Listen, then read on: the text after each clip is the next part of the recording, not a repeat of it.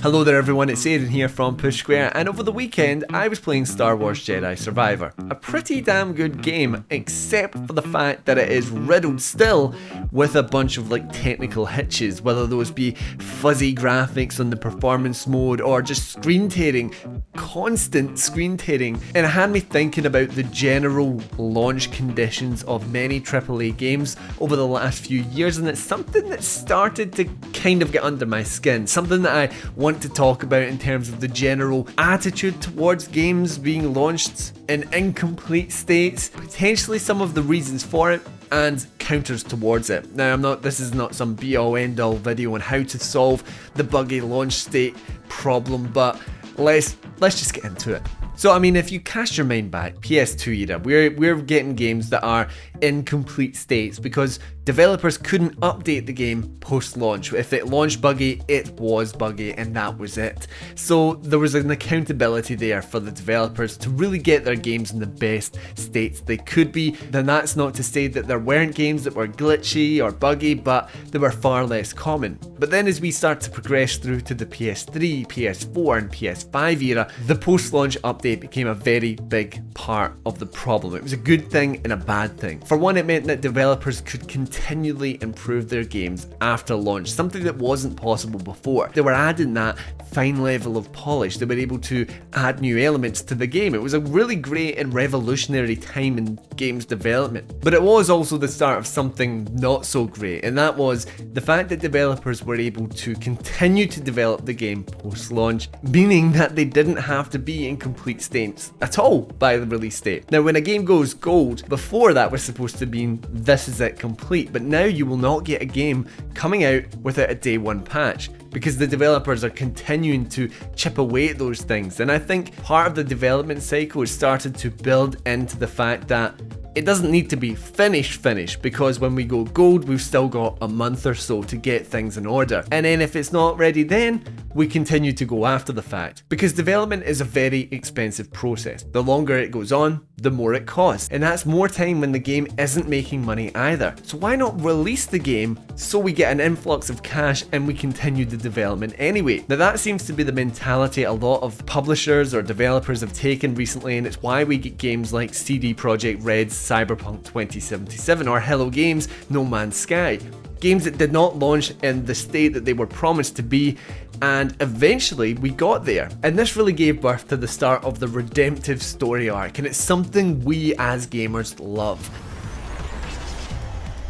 Talking about those two games in particular, Cyberpunk and No Man's Sky, those are games where the gamers revel in the fact that they were once bad and now they're actually really, really good. And that has really trickled down into our mentality with the state of games and how they can improve. Most recently, Redfall was released on Xbox, a game that I've actually been really looking forward to, considering I'm a massive fan of Arcane. And then this game launches in a really, really buggy state, really across the board, not looking too good. And I thought to myself, okay, I'll hold off until it's better.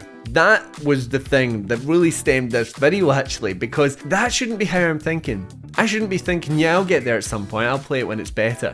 It should be better, it should be playable on launch. The problem I think is that we as gamers, we want games to be good, so we love these redemptive arcs. Just more recently, Battlefield 2042 is having a really great comeback at the moment because the game is finally in the state that it was kind of promised to be in the first place, and it took a year and a half to get there. I don't really think that's acceptable when I sit back and I think about it. But in the moment, you don't really care, and it's hard to say, no, I'm not going to play that when it's a franchise that you really love, like I love Battlefield. Now that is one aspect where I do think that we are partially to blame, but there's other elements in there at play. Now for one, the games have recently increased their prices. We're up to $70 and £70 here in the UK, and that is something we've not entirely become used to. And even now, today, I do think it shifts what you expect of a game.